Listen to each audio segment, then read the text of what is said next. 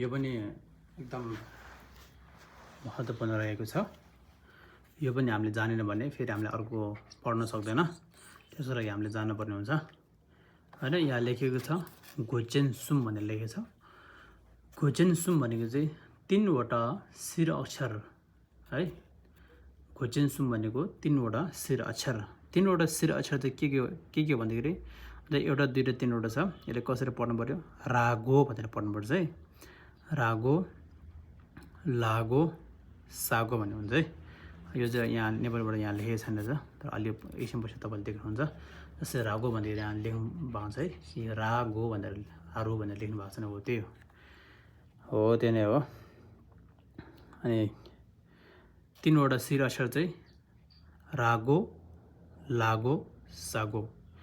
यो शिर अक्षर भने चाहिँ हामीले कसरी बुझ्न सकिन्छ भन्दाखेरि जस्तै व्यञ्जन वर्णको माथि रा लाग्नेहरूले रागो भनिन्छ। लागो भने चाहिँ व्यञ्जन वर्णको माथि ला लागेको कारणले लागो। जस्तै यो साग पनि व्यञ्जन वर्णको माथि टाउकामा शिरमा सा लागेको कारणले सागो हैन। 3 वटा शिर अक्षर भनेर भनिन्छ। अब यो हामीले अब यतिकै भन्दा चाहिँ बुझ्दैन, तर यो बुझ्न लागि चाहिँ कसरी पढ्नुपर्छ भन्दाखेरि यहाँ आउँछ। फर्स्टमा हामीले के पढ्यो? रागो हैन। के भनेछ? रागो चुनिने भने चाहिँ रागो भने चाहिँ रागो, यो र शिर अक्षर भन्ने बुझ्न सकिन्छ। रागो शिर अक्षर रा चाहिँ माथि व्यञ्जन वर्णको शिरमा भएको अक्षरहरू भने बुझ्न सकिन्छ।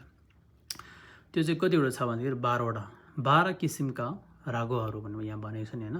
हो त्यसै गरी यो चाहिँ अब रा चाहिँ यो व्यञ्जन वर्ण यो भयो हैन। का, गा, ङा, झा, न्या, ता, ना हैन, दा, भा, मा, चा, जा भनेर व्यञ्जन वर्ण यो छ हैन। व्यञ्जन वर्ण भयो यो। यसको माथि चाहिँ यो रा चाहिँ यसरी लागिन्छ। यहाँ देख्नु भएको छ तपाईँले हैन, सानो बढी माथि छ नि। ओ रा चाहिँ यसरी लाग्ने भन्छ। रा चाहिँ रा लाग्दाखेरि व्यञ्जन वर्णको रा माथि आयो भने यसमा चाहिँ न्याको माथि चाहिँ फुल आउँछ। यो बाहेक अरू सारा अक्षरमा चाहिँ सानो सानो यस्तो धर्कमा तानेको हुन्छ। जस्तै यसले कसरी पढ्छ भने यहाँ देखाएको रहेछ, यहाँ नेपालीमा देखाएको रहेछ, यसरी पढ्नुपर्छ भनेर। जस्तै यहाँ कसरी लेखेको छ भने रा का लेखेको छ। रा प्लस का, रा प्लस का भने चाहिँ रा प्लस भने सबै यस्तो रा पढेर आउनुपर्छ। यसले चाहिँ कसरी पढ्छ भने हामीले यो अक्षरले उच्चारण गर्दाखेरि चाहिँ कसरी पढ्नुपर्छ भन्दाखेरि यहाँ हुने चाहिँ यहाँ नेपालीमा यसरी लेखेको छ। रा का तक का भनेर लेखेको छ हैन। हो त्यसै गरी पढ्नुपर्छ हामीले। यो अक्षर हामीले बुझ्न लागि अथवा पढ्न लागि चाहिँ हामीले कसरी कहाँ हेर्नुपर्छ भने यहाँ सबैमा यहाँ लेखेको रहेछ।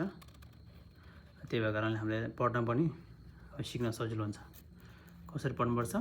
रा का तक का भनेर पढ्नुपर्छ। रा का तक का हैन। यो रा गा तक गा यहाँ लेखेको छ। रा गा तक गा भनेर लेखेको छ। हो त्यसै गरी यो पनि राङ्गा तक ङा, राङ्गा तक ङा भनेर पढ्नु हुँदैन। यो चाहिँ राङ्गा तक ङा भनेर पढ्नुपर्छ है। राङ्गा तक ङा भनेर पढ्नुपर्छ। यो चाहिँ राजा त जा, राजा तक झा, राजा तक झा भनेर पढ्नुपर्छ।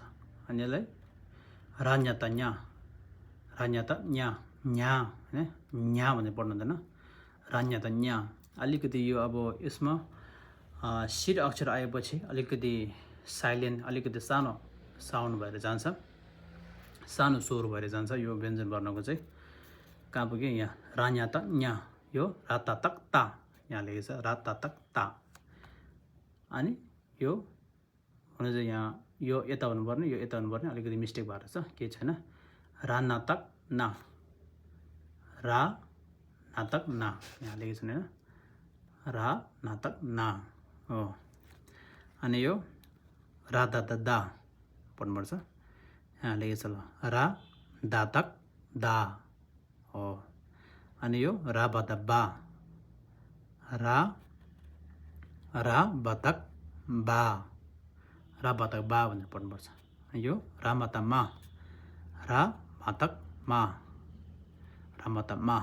अनि यो रा चा त चा, रा चा तक चा हो यसरी पढ्नुपर्छ यो राजदा जा रा जातक जा हो यसरी पढ्नुपर्छ यहाँ नेपालीमा लेखेको छ तपाईँहरू स्क्रिनसट हानेर हुन्छ के तपाईँले अब कापीतिर यसरी सारेर पढ्नुभयो भने बेसिक लेभलले र पहिलो सिक्नेले चाहिँ एकदम सजिलो हुन्छ अनि हामीले अलिकति आएपछि सिधै राका त का हैन राका त गा राङ्गा त गा राजा त ज्या रान्या त न्या राता त ता राना त ना राधा त दा राबा त बा रामा त मा राजा त जा राजा त जा हो यसरी पढ्नु पर्ने हुन्छ